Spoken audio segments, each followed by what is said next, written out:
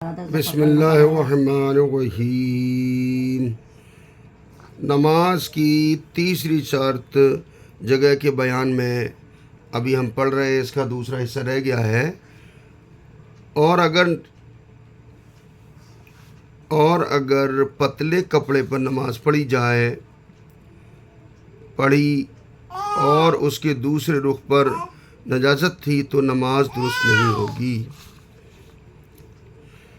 یعنی جس چیز پر نماز آپ پڑھ رہے ہیں، اگر وہ موٹی چیز ہے اور جس طرف آپ نے نماز پڑھی ہے اس طرف وہ پاک ہے اور اس کی دوسری جانب وہ جو ہے ناپاک ہے تو نماز ہو جائے گی۔ لیکن یہی چیز اگر پتلا کپڑا ہے اور وہ دوسری جانب سے ناپاک ہے، چونکہ باریک ہونے کی وجہ سے اس کی گندگی اوپر والے سرے پر بھی آ جائے گی، تو پھر اس نجاست کے ساتھ نماز پڑھنا درست نہیں ہوگی۔ لہٰذا اس کا ہمیں خیال رکھنا چاہیے۔ سوال: اگر کپڑا دوہرا ہو اور اوپر والا پاک ہو اور نیچے والا ناپاک ہو تو کیا حکم ہے؟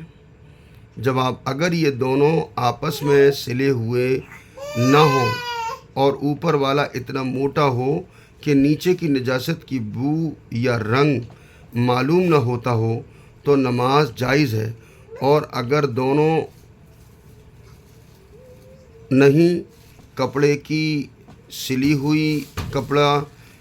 ہوئی ہے تو احتیاط یہ ہے کہ اس پر نماز نہ پڑھے۔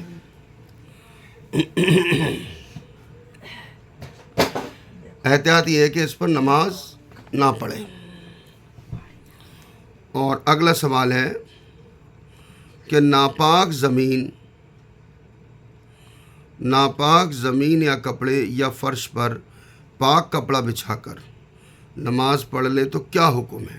زمین ناپاک ہے لیکن اس پر پاک کپڑا بچھا لیا۔ جواب: جب کہ اوپر والے کپڑے میں نیچے کی نجاست کی بو یا رنگ ظاہر نہ ہو تو نماز جائز ہے۔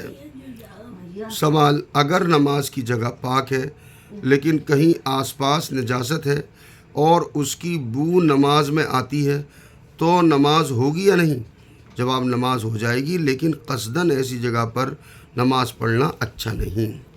یہ بات کو میں واضح کر دوں کہ جیسے ایسی جگہ ہے کہ جس میں جو ہے آپ نے نماز پڑھی اور وہاں اس کے برابر میں کوڑے کا ڈھیر تھا۔ اگر کوئی مجبوری ہے تو کوئی بات ہی نہیں ہے۔ اگر مجبوری نہیں ہے تو پھر ایسی جگہ پر نماز نہ پڑھی جائے کہ نماز پڑھنے کے درمیان آپ کو وہاں کی بدبو آ رہی ہو اور یا وہاں کی خوشبو آ رہی ہو، اور اس سے ذرا دور، کیونکہ آپ کا ذہن جو ہے ادھر منتقل ہو جائے گا اس بدبو کی وجہ سے۔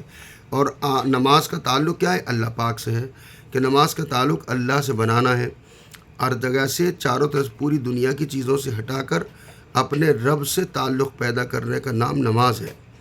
اور اسی لیے تمام اذکار اور تمام اوراد و وظائف سب اسی پر منحصر ہیں۔